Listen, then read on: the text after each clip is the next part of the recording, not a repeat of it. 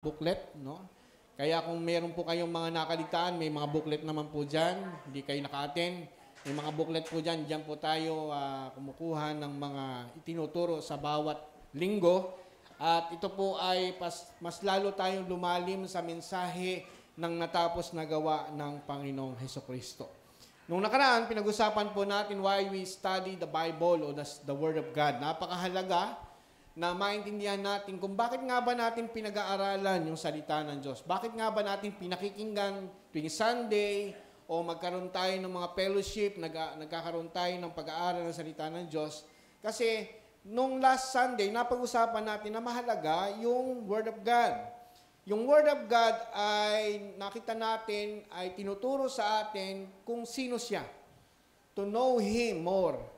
At makita natin kung paano niya tayo inibig at kung paano tayo umiibig sa Diyos kaya sapagkat siya ang unang umibig sa atin at nakikita natin bakit tayo nagsaserve sa God kasi nakita natin ang kahalagahan ng salita ng Diyos na ipinaunawa sa atin.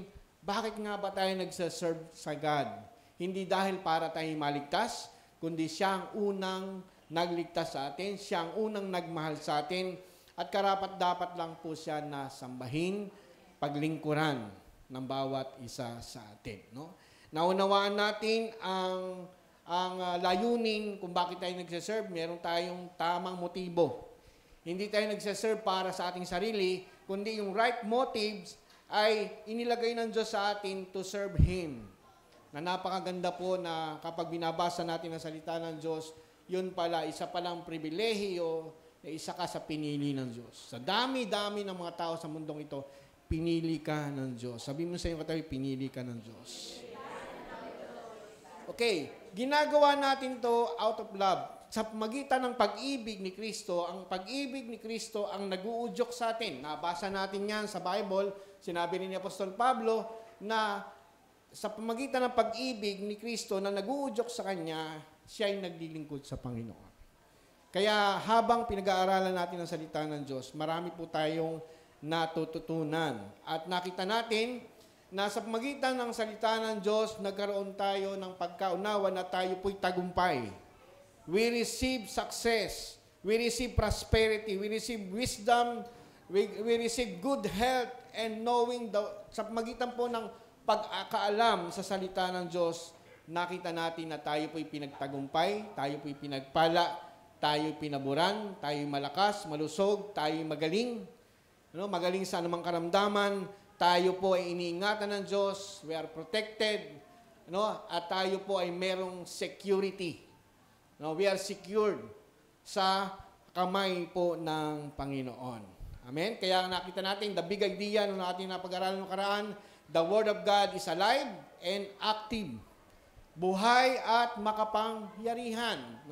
Yung text verse natin ay Hebrew 4:12, sapagkat ang salita ng Diyos ay buhay at mabisa higit na matalas kaysa sa limang tabak na magkabilay talim. Ito'y tumatagos maging sa pinaghiwalayan ng kaluluwa at espiritu ng mga kasukasuan ng utak sa buto at nakatataho ng mga iniisip at binabalak ng tao. Ibig sabihin, ang salita ng Diyos ay buhay at makapangyarihan sa lahat ng ating buong pagkatao. Kumikilos po ang salita ng Diyos. Sa ating espiritu, sa ating kaluluwa, maging sa ating laman, ay kumikilos po ang kapangyarihan ng salita ng Diyos. Habang binabasa po natin ang salita ng Diyos, una, binuhay ng Diyos ang ating espiritu. At dahil po nabuhay ang ating espiritu, nauunawaan natin ang mga bagay na dapat nating isipin, dapat nating maging pakiramdam, dapat maging desisyon natin. Kaya yung kaluluwa natin ay tinuturuan ng salita ng Diyos. At ito ay epektibo rin sa ating pisikal na pangatawan. Pag nabasa natin sa salita ng Diyos at magitan ng kanyang mga latay, tayo nagsagaling, nagkakaroon ng epekto sa ating katawan ang salita ng Diyos. Sapagkat pinaniniwalaan natin ang natapos na gawa ng Panginoong Hesukristo, ang kagalingan ay natanggap natin. At ang kalakasan ng buhay natin, natanggap natin. Tayo may buhay, malakas, malusog, masigla, pinagpala at pinaburan. Ngayon, ang pag-uusapan po natin ang pang-14 na topic natin ay pinamagatang pong Sola Scriptura. Ibig sabihin po ng Sola Scriptura, ito po ay Scripture alone. Ang ibig sabihin, the authority of the Scripture ay pag-uusapan po natin sa umagang ito. Tayo muna po'y manalangin. Dakilang Diyos na makapangyarihan sa lahat, salamat po, Panginoon, sapagkat ang salita mo'y napakahalaga sa buhay po namin. Dito po namin nakita, dito po namin naunawaan at itinuro mo sa amin kung gaano ang iyong ginawa sa amin sa krus ng Kalbaryo. Sa iyong anak na si Jesucristo na namatay sa krus ng Kalbaryo at naunawaan po namin na napakahalaga nito sapagkat itinuro mo sa amin, O Diyos, ang daan tungo sa iyo, Panginoon. Salamat po sa iyong salita sapagkat ang salita mo, Panginoon, ay napakahalaga. Ito po, O Diyos, ang aming pinaniniwalaan na this is the final authority na ibinigay mo sa buhay po namin upang intindihin namin at patuloy namin paniwalaan ang sinasabi ng iyong salita. Salamat po, Panginoon, sapagkat ang karunungan at kaalaman ay galing sa iyo. Salamat sa Holy Spirit na siyang nagbibigay sa amin ng karunungan at kaunawaan maging ang pinakamalalim na panukala mo, Panginoon Diyos, sa buhay po ng bawat isa sa amin. Salamat po, Diyos, sa iyo po ang aming papuri, pagdakila, paglulat sa tanging pangalan ni Jesus. Amen. Okay, 500 years ang nakaraan, nagkaroon po ng Reformation. Kasi nga, naisulat po ang Bible, pero ito po ay nagkaroon ng problema sapagkat isinalin po mula sa Greek to Latin. At nagkaroon po ng problema. At 500 taon na nakalipas mula nang ilunsad ang unang hudyat ng Reformation, no October 31, 1517, nang ipako ni Martin Luther ang kanyang 95 Theses sa pintuan ng Castle Church, Wittenberg, na ang 95 Theses na naglalaman ng kamalian, pag-aabuso at korupsyon ng simbahang Katoliko sa kanilang kapanahunan. Ang mga ito ay maaaring ibuod sa sigaw at kampanyang Reformation na kilala sa tawag na Five Solas. No, ito po ay ang Reformation na nangyari sa pamagitan po ni Martin Luther. Kasi nakita ni Martin Luther ang mga depekto noong mga pinapatupad na kautusan ng Roma Katolika dahil nga po sila po yung namamayani noon at nagkaroon po sila ng nakita natin bakit nga ba nagkaroon ng mga exercises sa relihiyon ng Katoliko. No, hindi naman po tayo against doon sa kanila, hindi po natin sila tinutulig sa pinag-aaralan po natin ito. Sapagkat maintindihan natin bakit nagkaroon ng mga maling doktrina o maling exercises ang mga naniniwala sa Panginoong Hesukristo. Okay.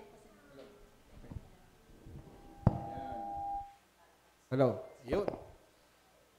At ito pong 5 solas ay una, sola scriptura, na only, sabi doon, scripture alone. No, yung scripture, yun lang mismo ay dapat na intindihin. Magkaroon po kasi ng mga iba-ibang mga paniniwala patungkol sa salita ng Diyos. Merong tinatawag na faith alone o sola fide. At yung pangatlo ay sola gratia, grace alone. Napag-aralan po natin yan, di po ba? We are saved by grace alone. Wala hong ibang nagligtas sa atin, hindi sa magitan ng ating mga gawa, kundi ito'y dahil lamang sa biyaya ng Diyos. Ang Diyos ang gumawa para sa atin, para tayo maligtas. Hindi sa pamagitan ng ating mabubuting gawa para hindi tayo magmalaki. Naligtas lang tayo dahil sa habag ng Diyos. Sinabi pa niya doon sa 5 solas ay solos Christos, na si Kristo lang ang tanging daan, si Kristo lang ang tanging daan patungo sa Panginoon at ang kapurihan ay wala sa sino man, kundi ang papuri ay para sa Panginoon, Soli Deo Gloria. No? Na ito po yung sinasabi, glory to God alone. Kaya sa iglesyang ito, wala ho tayong itinataas, wala po tayong dinadakila, kundi ang tanging pangalan lamang ng Panginoong Hesukristo. Ang Reformation po ay pinanganak dahil sa mga kamalian, pag-aabuso at korupsyon na nakita ni Martin Luther sa loob ng simbahang Katoliko. Maraming turning points bago na inunsad ang Reformation. I will only mention 2 turning points which I believe are the major ones. Tingnan po natin, may dalawa pong major points. Ang mga ito ay nagpanginig doon sa kalamnan ni Martin Luther. Unang-una ay merong defective translation.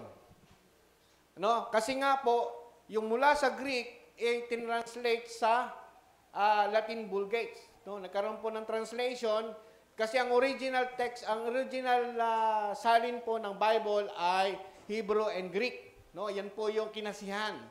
Kaya yung translation, ang kinasihan po talaga ng Diyos, yung original text.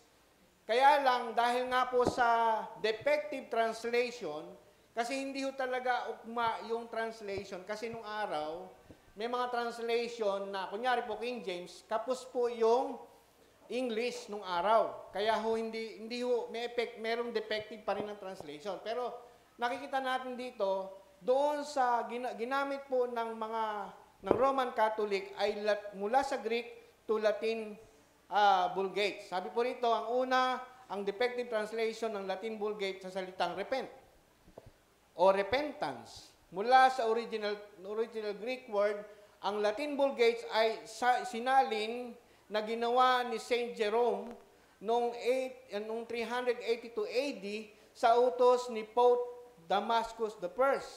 Kaya ang salin na ito ang opisyal na Biblia ng Simbahang Katoliko hanggang ngayon. No, yan po yung kanilang official na translation. Pero may iba-iba na rin po silang translation. Pero ito po yung official na translation. Tingnan po natin.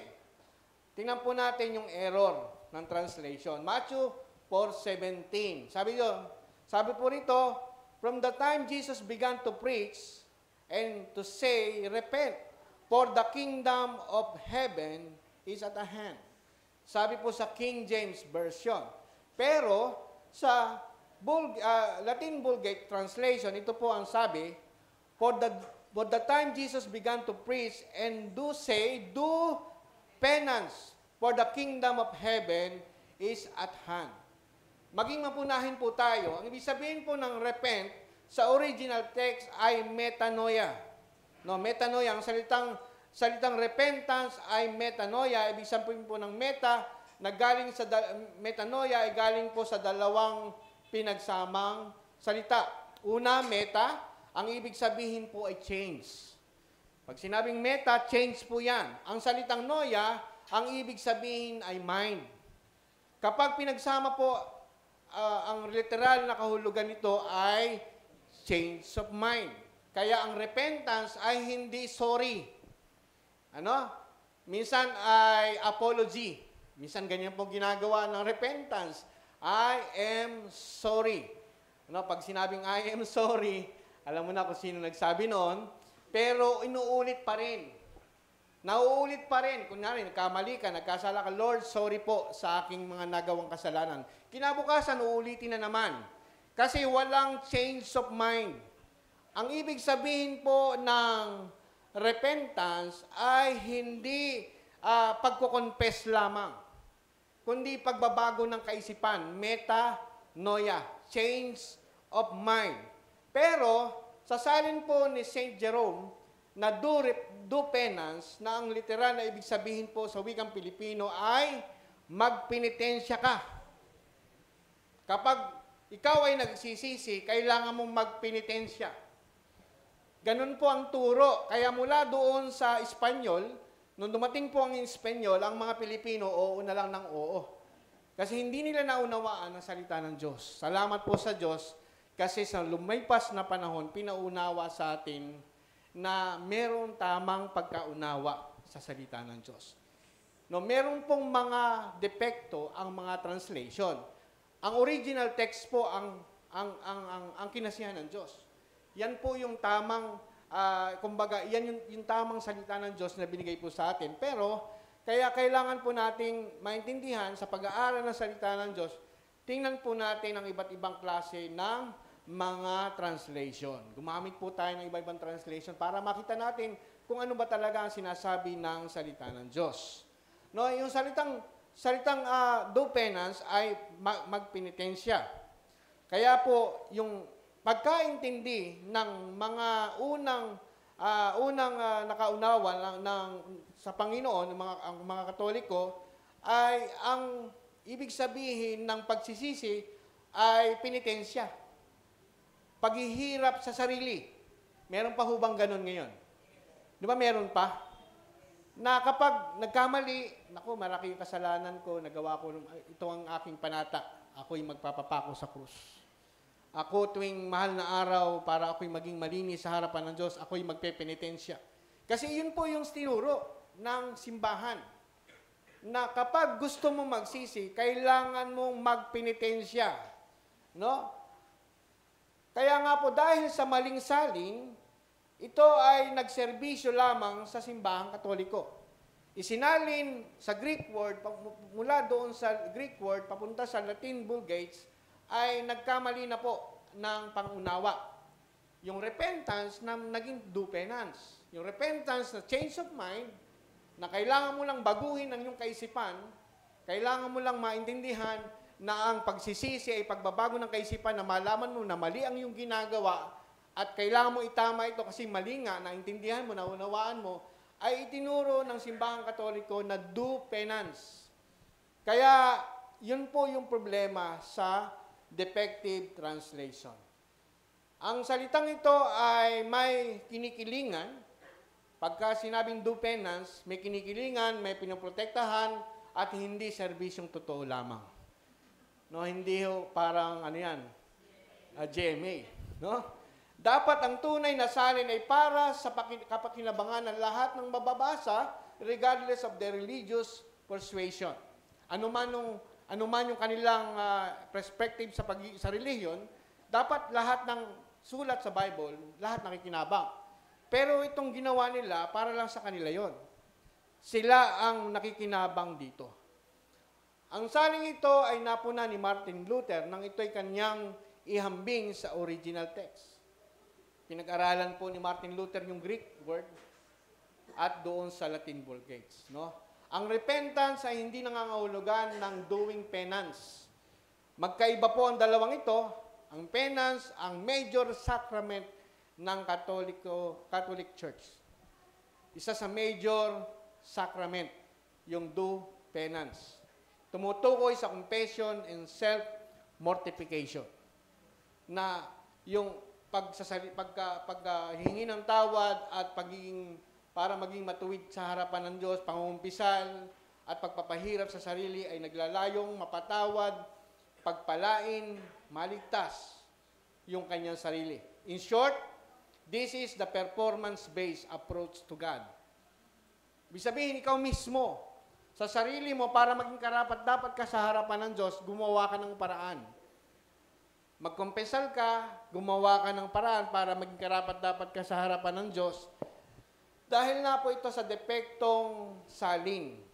Ang depektong turo ay nagmula sa depektong salin na tinatawag na pinaniniwalaan po ngayon ng mga Katoliko. Kaya makikita natin, marami pong mga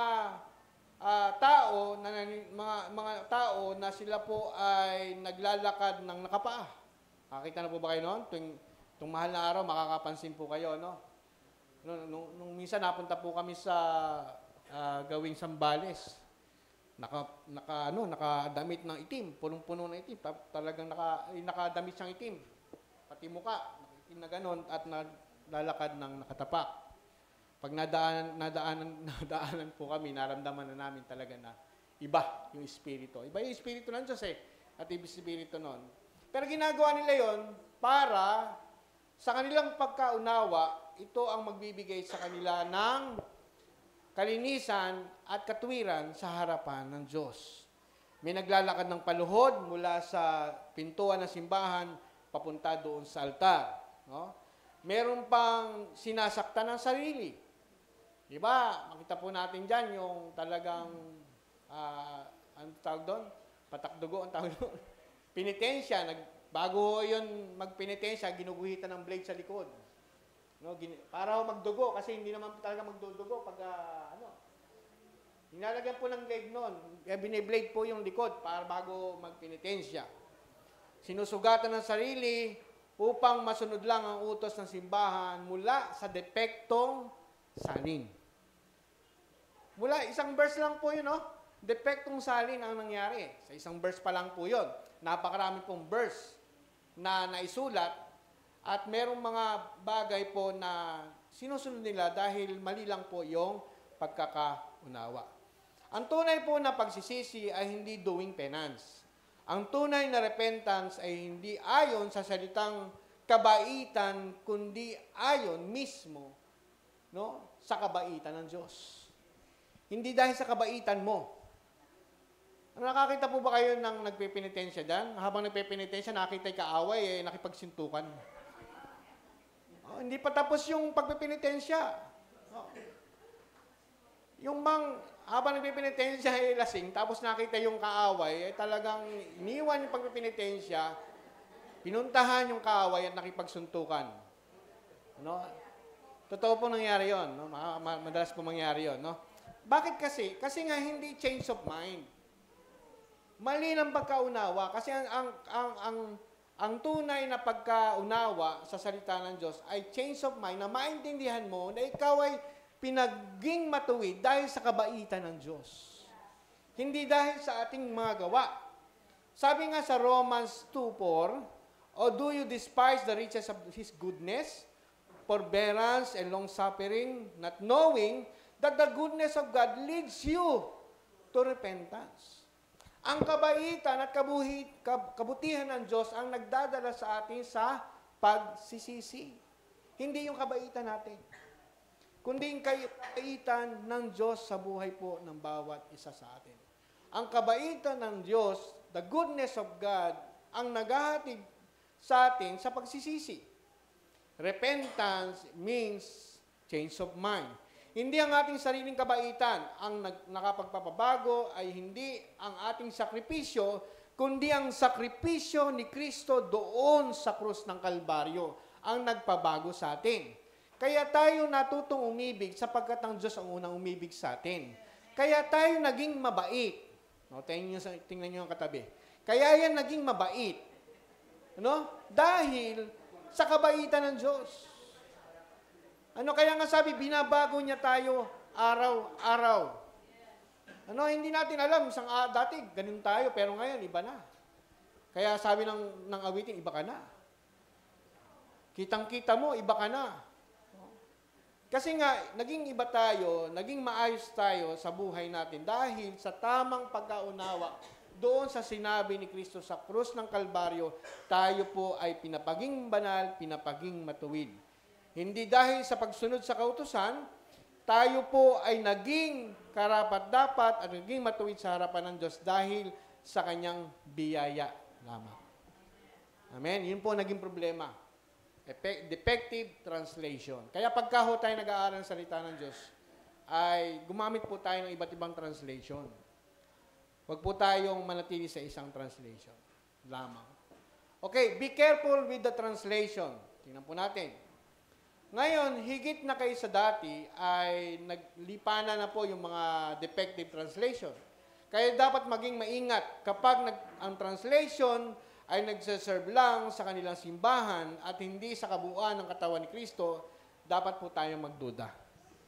May mga translation, kamukha po ng Katoliko, meron silang sariling translation. Hindi po 66 books. Meron pang 12 apocryphal book na doon mababasa po yung pagpanalangin sa mga patay. Doon po mababasa yung tinatawag na purgatorio, no? Na hindi po yun, makita ng defective po yun, kaya hindi sinama sa canonical yun kasi may defective. Defective po yun. Merong problema. Merong hindi tama. Kasi hindi nagsaserve sa kabuuan. Para lang po sa kanila. Kaya hindi ho naisama. Pero sila, sinama nila. Kasi yun po yung kanilang doktrina.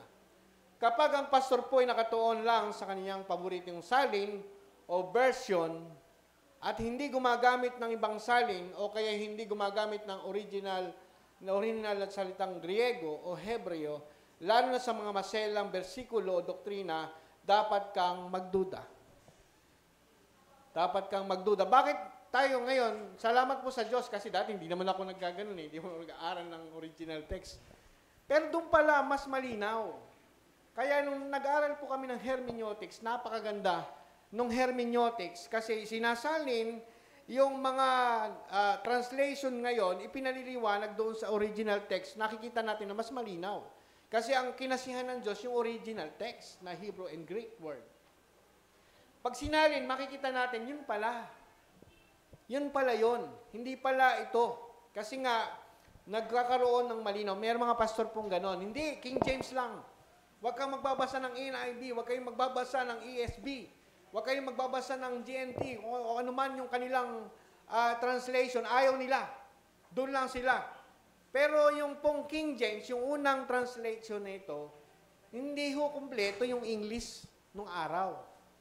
Kapos po yung English para maipaliwanag yung sa Greek word. Kaya ho, napakaganda, pinag-aaralan po natin yung mga bagay na ito. Kaya pinapaalam po sa bawat isa sa atin. Dahil ang katotohanan, wala pong perpektong translation. No? Pag sinabing meron pong ganon na pinagtatalunan, hindi King James lang ang perpektong translation. Hindi po perfect. No? May mga flaws din po ang salin dito.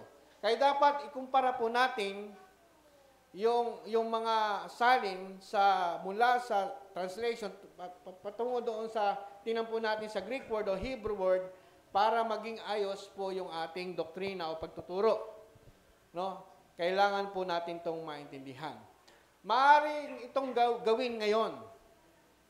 Siguro, yung iba, dahil nga hindi naman sila pastor, ayoko naman mag-aral, hindi man ako pastor, bakit ako mag-aaral ng Greek word? Pero kung gusto nyong mag-aral, meron na po ngayon, yung pong tinatawag na Greek word interlinear. Nasa ano po yon? Magda-download ka lang. Pag nilagay mo yung verse, lalabas na po doon yung Greek word.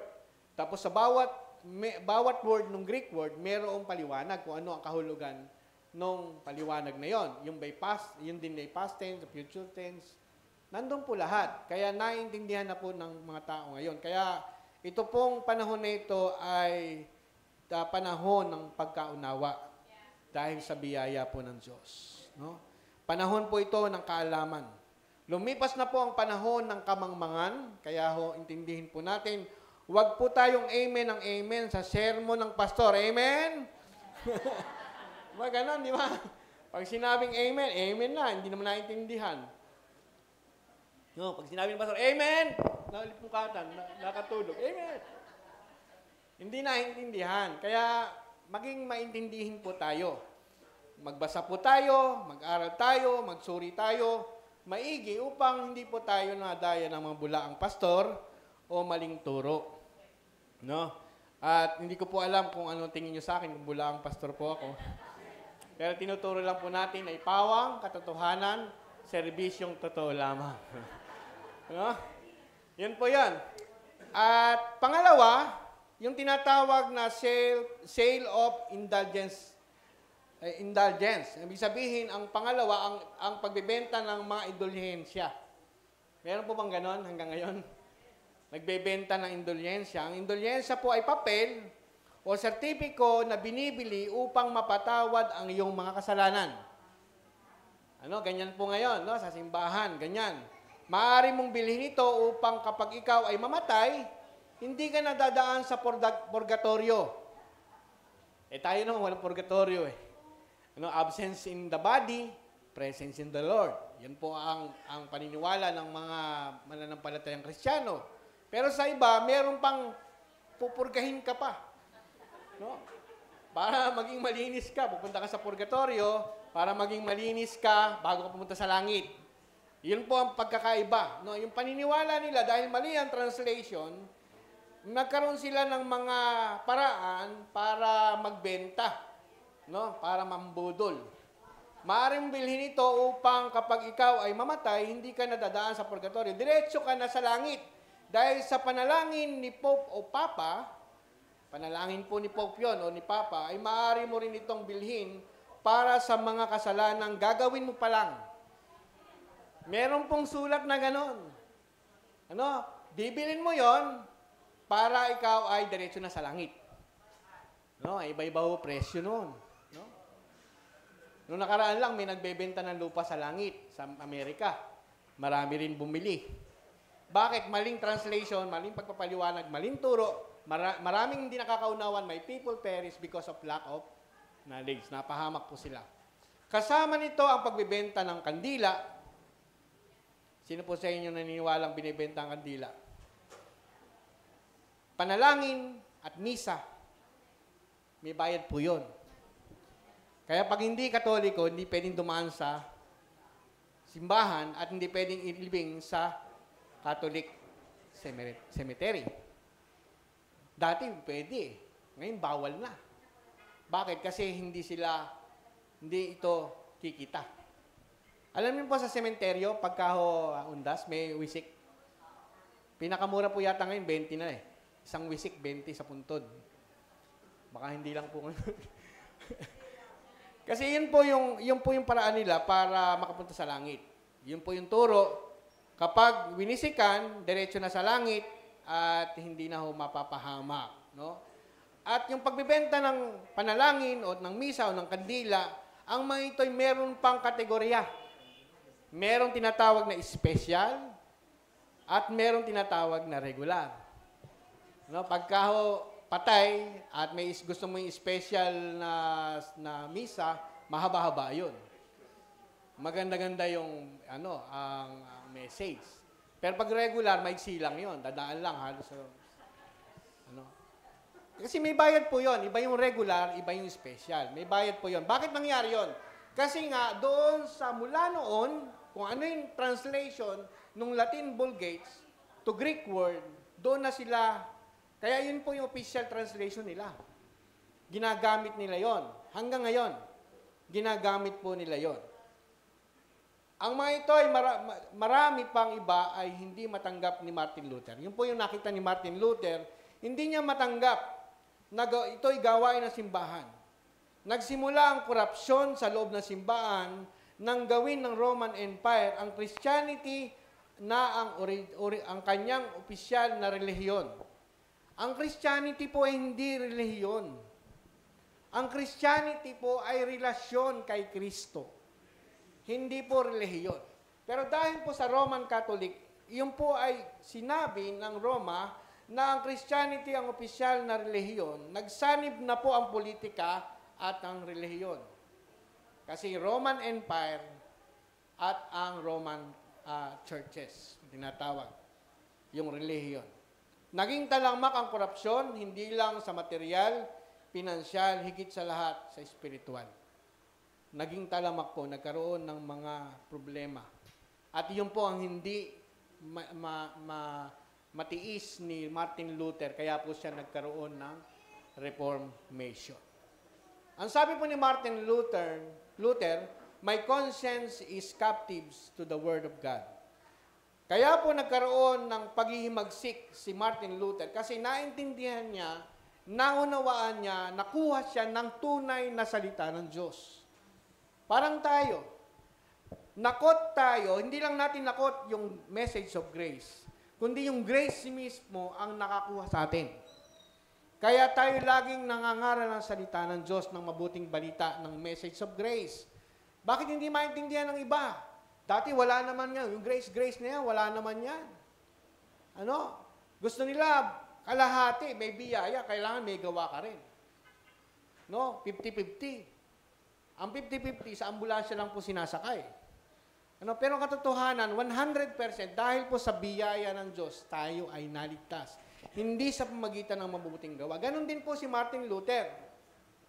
Ang hampas ng martilyo sa pintuan ng Castle Church ng Wittenberg noong ika-31 buwan ng Oktubre 1517 ay dumagundong sa buong Europa at narinig sa buong mundo na nagbibigay ng kapanganakan ng Reformation. Namulat ngayon. Hindi lang po doon sa lugar niya, kundi sa buong mundo nagkaroon ng Reformation. Naging mabigat na pag-uusig po ang dinanas po ni Martin Luther. Inusig po siya. Sa kamay po ng kapangyarihang simbahang Katoliko noong 1521. Sa harap ng makapangyarihang konseho na tinatawag pong Diet of Worms, nilitis po si Martin Luther at pinababawi sa kanya ang lahat ng sinabi o isinulat laban sa simbahan. Inusig siya, pinatawag siya, niliti siya, sabi niya, para hindi ka maparusahan, bawiin mo ang mga sinabi mo. Pero, hindi po ito ginawa ni Martin Luther. Sabi dito, unless I am convinced by the scripture and by plain reason and not by popes and council who have so often contradicted themselves, my conscience is captive to the word of God. Hindi nabago yung kaisipan ni Martin Luther kasi nakita niya ang katotohanan at ang katotohanan ang nagpalaya sa kanya. Di ba ganun din po tayo? Tayo ay nakuha ng mensahe ng krus ni Kristo, kaya ho tayo ay naninindigan sa ating pinaniniwalaan. We are saved by grace alone. To Christ alone. No? Sa magitan po ng pananampalataya. Kaya yun po yung ating laging ipinapamalita sa bawat isa sa atin. No?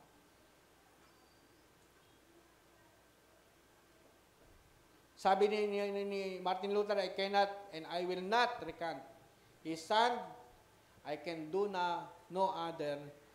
God help me. Sabi po ni Martin Luther. Ang buod po nito ay tinatawag po ni Martin Luther na sola scriptura. Scripture alone. Scripture alone. Naging tugon po ni Martin Luther, naging pundasyon ng Reformation. He said, unless I'm convinced by Scripture, my conscience is captive to the Word of God. Dito po hinango yung sinabing kaisipan at kampanya na sola scriptura ang kapamahalaan ng salita ng Diyos. Bakit? Kasi the authority ay sa pamagitan po ng salita ng Diyos. The authority of the Scripture. Unang-una, ang kapamahalaan ng salita ng Diyos ay the Scripture is infallible. Infallible. Isang malinaw po na doktrina ng kasulatan at ang infallibility of the Scripture, ano ang ibig sabihin ng infallible?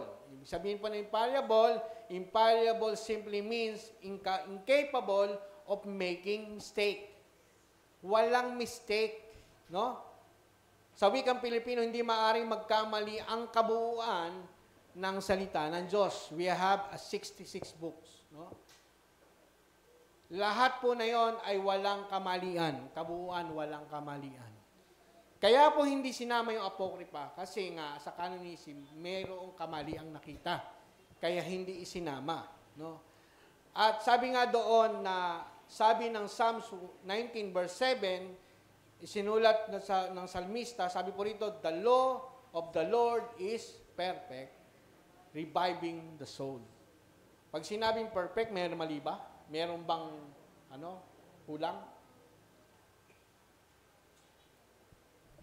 Yung mismong manunulat ng awit ay sinabi na walang kamalian sa salita ng Diyos.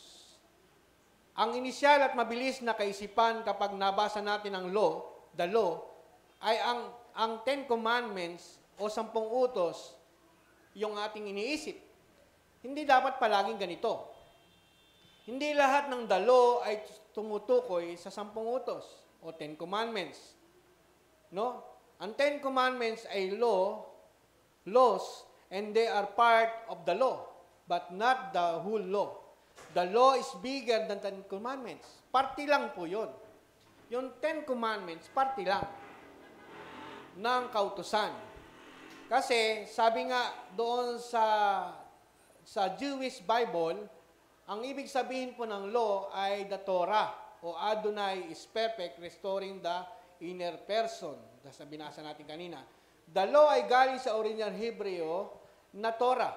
Na ang Torah ay tumutukoy sa mga kasulatang isinulat ni Moises. Ano po ba yung mga kasulatang isinulat ni Moises? Yung tinatawag po na 5. 5 po yun. Genesis, Exodus, Leviticus, Numbers, and Deuteronomy.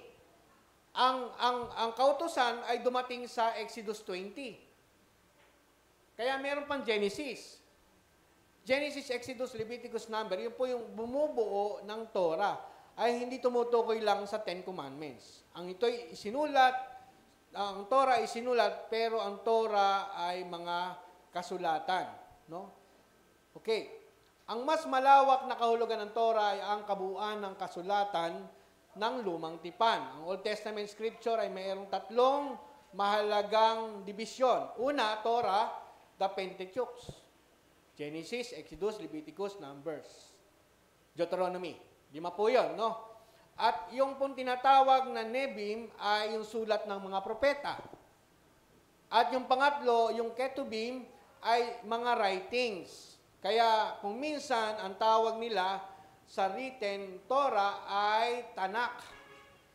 Yun po yung pinagsama-samang tatlong babahagi ng mga kasulatan. No? Ang Torah, ang Nebim, ang Ketubim, all this refers to the Old Testament scriptures known as the written Torah. Kaya hindi lang po yung Ten Commandments. No? Noong panahon na isinulat ang Psalms ay tinutukoy ang written Torah ay ang Old Testament scripture. Pero ngayon, sa mas malawak na application, dahil kumpleto na ang kasulatan, this refers the whole scripture, the Old and New Testament knows the Word of God. Naniniwala ba tayo doon? Ang Word of God, hindi lang po Old Testament. Merong tinatawag na New Testament. No? Kaya tayo naniniwala sa kabuuan ng salita ng Diyos. Marami po ngayon naniniwala na lalo na merong mga tinatawag na sila daw po ay sa grace, pero ang pinaniniwalaan lang nilang salita ng Diyos ay yung sulat ni Pablo. No? Kasi nga doon daw nagsimula ang biyaya ng Diyos, namatay si Kristo hanggang sa sulat ni Pablo. Huwag po tayong padaya dito. Kasi ang kabuuan ng salita ng Diyos ay ang New Testament and Old Testament. Ay kailangan po nating paniwalaan sapagkat ito po ang sulat ng Diyos. Again, the Torah of Adonai is perfect, restoring the inner person.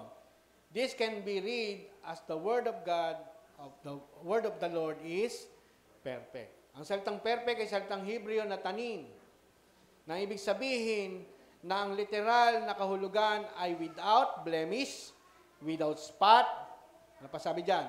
Undefiled. Kaya yung salitang scripture, the scriptures is infallible. Okay, pangalawa, the scripture is inherent. Hindi lang po infallible, inherent pa. Ano ang pagkakaiba ng infallible sa inherent? Ang infallible ay kabuuan, ang inherent ay nasa bawat parte o detalye. No? Yung kabuuan ay infallible. Pero yung bawat detalye ay yun po yung tinatawag na inherent. Infallible is flawless from a distance, while inherent is flawless up close. Yung malawakan, infallible, pero doon sa maliliit na detalye, ito po yung tinatawag na inherent. Na literal, ibig sabihin na inherent ay no mistake in any part. Naniniwala ba tayo doon? Nang salita ng Diyos, walang mali. Kasi pag may mali yan, magkakaroon tayo ng pagdududa. No, kaya nga, pinag-aaralan natin ang salita ng Diyos, bakit natin ini-study ang salita ng Diyos, bakit natin ito pinakikinggan, sapagkat para makita natin na ang salita ng Diyos ay mapanghahawakan natin, mapagkakatiwalaan natin. Walang mali sa anumang parte. Kapag tininan mo ang kasulatan sa kabuuan, ito ay infallible. Kapag sinuri mo ang bawat bahagi nito, tinatawag po na ito na inerrant. Ilang mali ang kailangan mong makita sa kasulatan upang ito ay iyong pagdudahan. Di ba isa lang? Pag nakakita ka ng isang mali, pagdududahan mo na. Pero ang Biblia mismo nagsasabi na walang mali sa kabuuan, walang mali sa bawat detalye. Ano? Hindi yung translation. Ang tinutukoy po rito, yung original text. Kasi sa translation, may pagkakaiba-iba ng paliwanag. Nakabasa na po ba kayo nung translation ng mga kabataan? Ano? Pinoy version, di ba? Iba-iba na yung ginagamit doon. Colloquial na ibang salita ginagamit.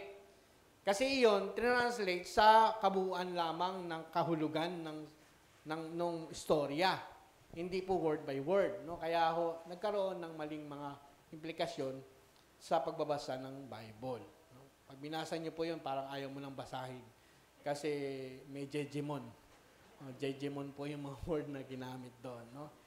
Sabi kaya nga dito, this is why the scripture is not only infallible as a whole, but also inerrant in part.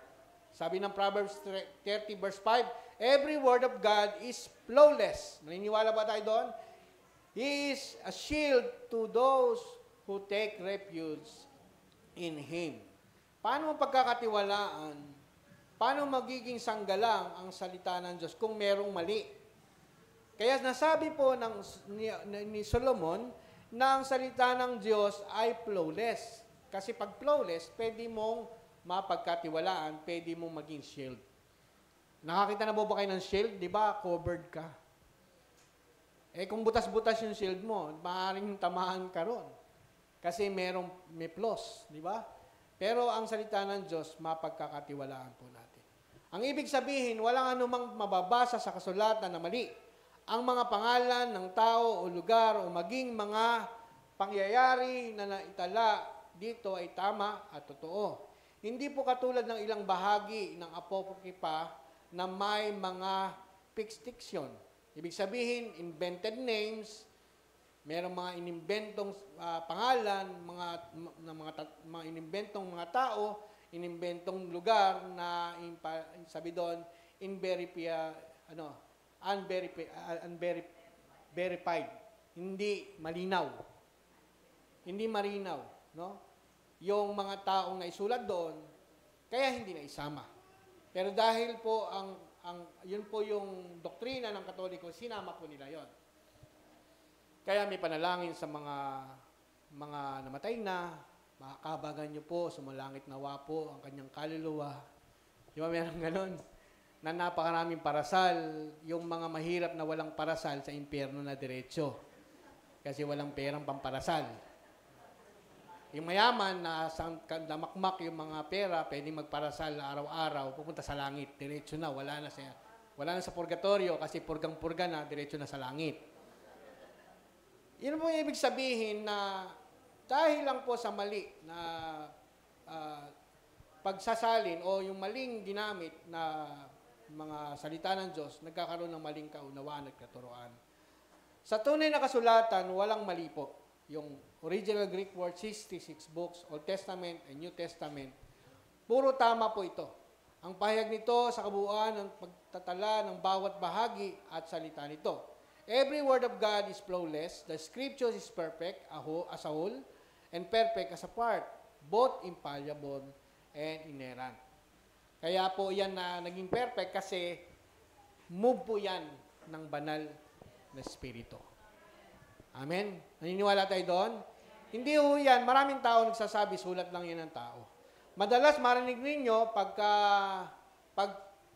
sa pagtutuligsa ng mga unbeliever sa banal na kasulatan, sinasabi nila na ang Biblia ay sulat lang ng tao. Ano po tingin natin dito? Yes, sulat ng tao. Sulat po ito ng tao, but no, yes, ito ay sulat lang ng tao. Ito ay sulat ng tao, pero hindi sulat lang ng tao. No? Ito ay sulat ng tao, at tama ito, ay sulat ng tao dahil pinasulat ng Diyos sa tao. Hello? Ang salita ng Diyos ay sulat ng tao at pinasulat ng Diyos sa tao. Bakit? Kasi tao ang mambabasa. Hindi pwedeng ipasulat yan sa manok. Maaring may mga tao ngayon na sulat manok. Nakakita na ba yun? Insulat mo ka, parang kinalahing ng manok. Kasi nga, ang mambabasa ay tao. Pag sinulat yan ng Diyos, hindi maintindihan ng tao. Kasi nga, kaya pinasulat yan ng Diyos sa tao kasi ang mambabasa ay mga tao. Ang salitang communication ay galing sa salitang Latin na communis, na ang literal na kahulugan ay common ground. No, common ground. Para magkaroon po ng communication, dapat mayroong common ground. O kaya ay nasa common ground. Hello? Kunyari, mag-uusap po yung isang Chinese saka Pilipino. Magkaiba po sila ng dialect. Hindi po sila magkakaintindihan, tama? Kaya sila mag-uusap doon sa common ground. Kung marunong sila mag-English parehas, mag-uusap sila sa English. Kasi yun ang common ground. No, para po yung Bisaya at Ilocano. Pag ginamit nila yung sarili nilang dialect, hindi sila magkakaintindihan. Magkaiba kasi. Minsan yung kahulugan magkaiba. Hindi sila magkakaintindihan. Ano common ground? Tagalog. Mag-uusap sila sa Tagalog. Ganun po tayo. Tayo po ay binigyan ng pagkakataong maintindihan ang nais ng Diyos, pinasulat ng Diyos sa tao. Dahil ang mambabasa ay tao. No? Kaya nga, yun po yung nangyari. Kaya yung mga sinasabi na ang Biblia daw ay sulat lang ng tao, sulat ng tao, pero hindi lang. Yan ay pinasulat ng Diyos sa tao, sa pamagitan ng banal na Espiritu. John 1:14. The Word became flesh and dwelt among us, and we have seen the glory as of the only Son from the Father, full of grace and truth. No? Parang si Jesucristo po yan. Dumating siya, nagkatawang tao, kasi kailangan niya magkatawang tao para makita ng tao. Kasi hindi yung magkaintindihan ng Diyos at ang tao. Kaya ang ginawa, ang Panginoong Jesucristo ay nagkatawang tao para maibarating ang mensahe para sa tao. Para mailigtas ang tao, kailangan may taong magligtas sa kanila. Yan po ay ang Panginoong Jesucristo.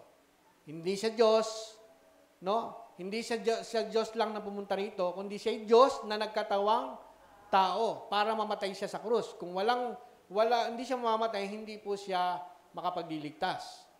Niligtas niya tayo dahil siya'y nagkatawang tao at nabuhay siya dahil siya'y tunay na Diyos. 100% man, 100% God, si Jesus Christ. He came to us because we cannot come to Him. God incarnate Himself in a human form so He can communicate with us His grace and save us.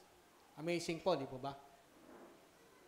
Amazing yung ginawa po ng Diyos sa atin. 2 Timothy 3:16, great indeed, we confess in the mystery of godliness, He was manifested in the flesh, vindicated the Spirit, seen by this angel, proclaiming among the nation, believe on in the Word, taken up His glory. Siya po'y nagkatawang tao para tayo ay makausap. No, mas madali po natin maintindihan kung ano ang nais ng Diyos sa buhay po natin. Gayon din po sa kasulatan, pinasulat niya ang kanyang salita sa mga tao para mabasa ng mga tao. Pero ginabayan po ito at kinasihan niya ang mga ito upang huwag magkamali sa pagsusulat. Naniniwala ba tayo dito? 2 Peter 1:21, for prophecy never came by the will of man, but holy men of God spoke as they were moved by the Holy Spirit. Move po sila. Sila po ay kinilos ng banal na Espiritu. Ang salita pong move ay galing sa original text na pero, no? Nang literal na kahulugan ay carry, driven, and uphold. Nang ibig sabihin po na carried by the Holy Spirit, driven by the Holy Spirit, uphold by the Holy Spirit ay katulad ng isang sailboat na nakadepende sa ihip ng hangin. Yung sailboat nakadepende sa ihip ng hangin. Ang direksyon o sailboat ay kung saan ang ihip ng hangin, doon sila pupunta. Ganon din po yung mga manunulat. Driven by the Holy Spirit. The wind is the Holy Spirit. The sailboat is the holy man of God. Yung pong boat ay naglalarawan, sa sailboat ay naglalarawan sa mga sumulat.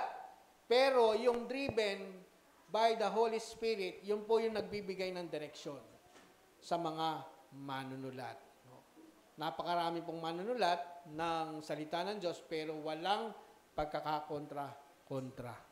Iba yung mga kapanahunan nila, pero hindi nagkokontra-kontra. Bakit? Kasi isa lang po yung nagmumove. Sino po nagmove nito? Ay ang Holy Spirit. Pangatlo, malapit na po tayo, the Scriptures is complete. Naniniwala ba tayo dito? Ang kasulatan po ay kompleto. It doesn't mean that you can read everything in the Scripture. Hindi po ibig sabihin lahat ay mababasa mo sa salita ng Diyos. Lahat ng naisin mo makita. Pero, certainly na there are a lot of things you cannot read in the Scripture. In fact, God is bigger than the pages of the Scripture. Hindi kayang isulat kung sino yung Diyos doon sa Bible. Pero lahat ng nais mo maunawaan at maintindihan, nasa Bible. There are a lot of things about God that we can have not yet to know when we get to the heaven and see Him face to face. Totoo po yun. Hindi natin lahat maunawaan patungkol sa Diyos sa pamagitan ng salita ng Diyos, pero merong pagkakataon na makikita natin siya ng lubusan kapag nakaharap na po natin siya doon sa kalangitan. Kasi iba ho yung experience pag nakita mo na ang Panginoon. Sabi ng 1 Corinthians 13:9-12, the apostle writes, "For we know in part, but when perfection come, the imperfect disappear.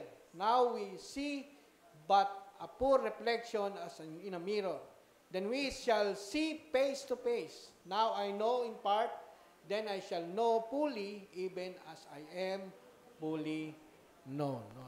Yan po ang sabi ni Apostol Pablo. Talagang may mga pagkakataon na maintindihan lang natin kung talagang sino ang Diyos sa pamagitan po ng kapag nakaharap na po natin siya sa langit. Sino po sa inyo gusto makaharap na ang Diyos sa langit? Paano? Hindi ayaw. Pag ganyan po yung mga bata. Sabi ko, sino gusto pumunta sa langit? Taasan ng kamay yung mga bata. Nagtinuturoan namin. Sino gusto ngayon na? Ayaw, no? Totoo naman, ayaw pa naman natin. Kasi kaya nga natin tayo nagdideklara ng isang buhay, naganap at kasiyasiya, isang buhay na mahaba. Kasi gusto pa natin dito. Amen? Pero may mga bagay talaga na hindi natin maintindihan kasi sabi sa Deuteronomy 29:29, ang bagay na hayag ay ukol sa tao. Pero yung mga bagay na lihim ay ukol sa Diyos. Marami pong nasira ulo niya, hinahanap saan pa nagmula ang Diyos. Pinipilit nilang may pinagmulan ng Diyos, nasira ang ulo, hindi alam kung saan nagmula. Kasi wala po siyang pinagmulan. Siya ang Alpha at ang Omega. Simula hanggang wakas. Wala siyang pinagmulan. Siya ay nariyan na. Wala pa ang mundo.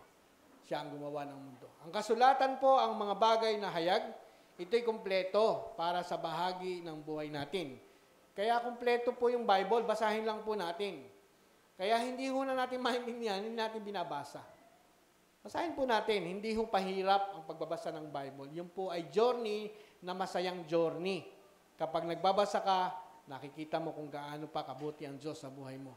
Ang lahat ng pahayag na kailangan natin upang maligtas ay nasa kasulatan. Hindi natin maintindihan na si Kristo ay namatay para sa atin. Na si Kristo ay inialay niya ang kanyang buhay para sa atin.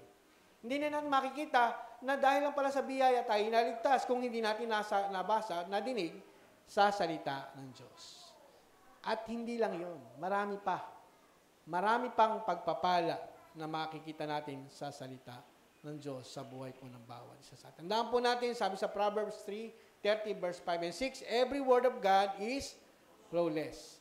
He is a shield to those who take refuge in Him. Do not add to His word, or He will rebuke you and prove you a liar.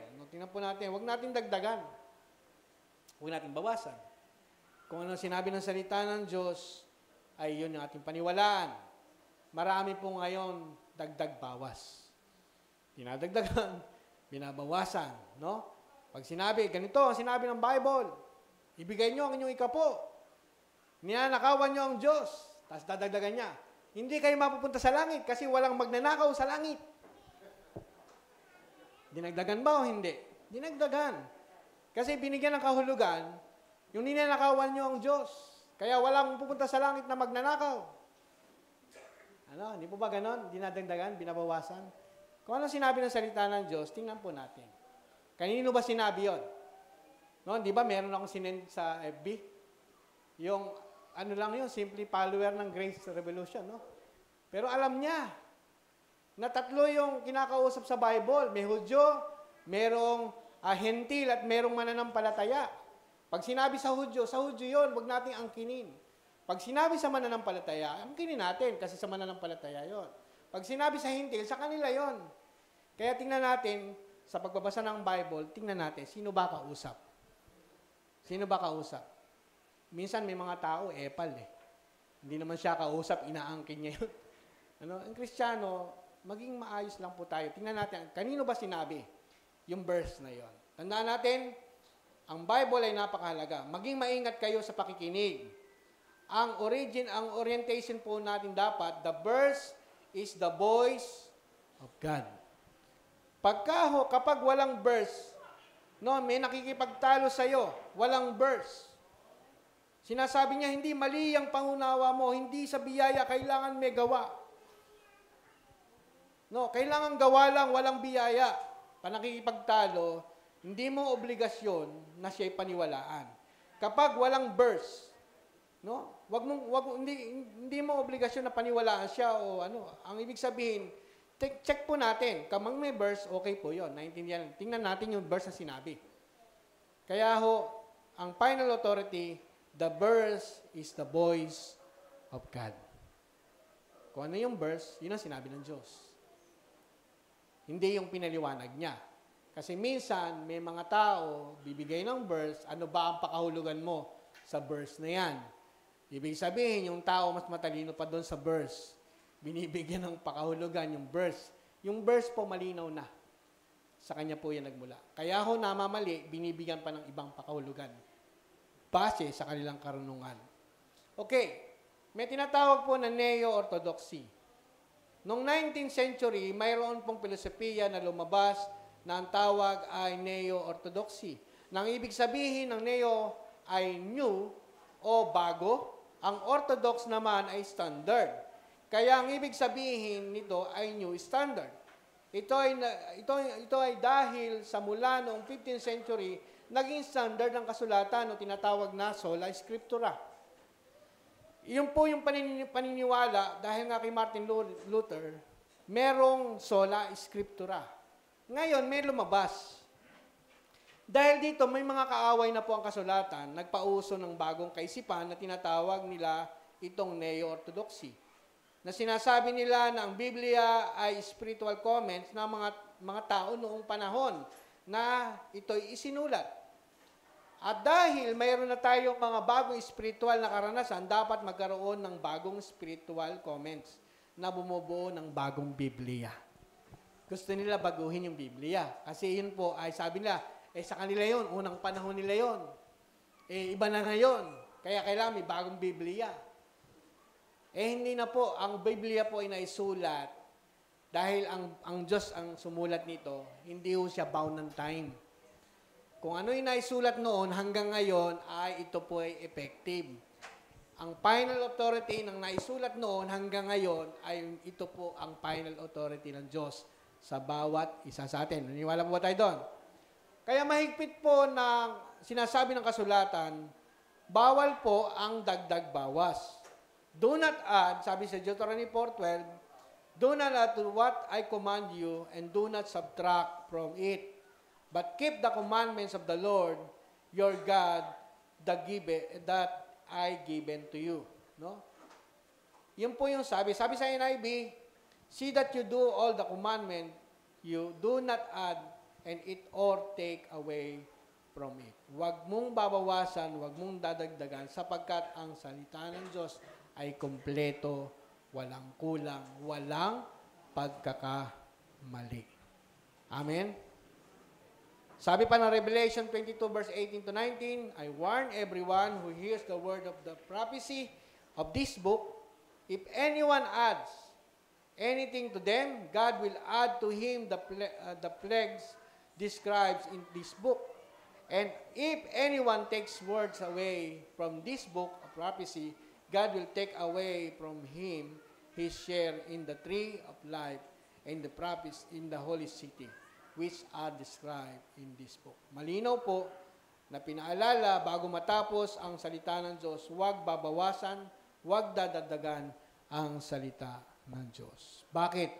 Because the Bible, the Word of God, the Scripture is the final authority.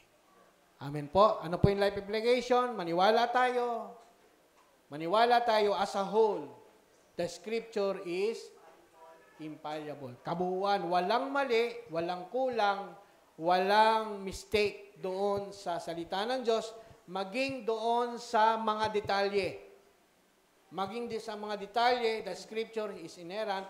Maging sa pinakamaliit na detalye, wala pong kulang ito.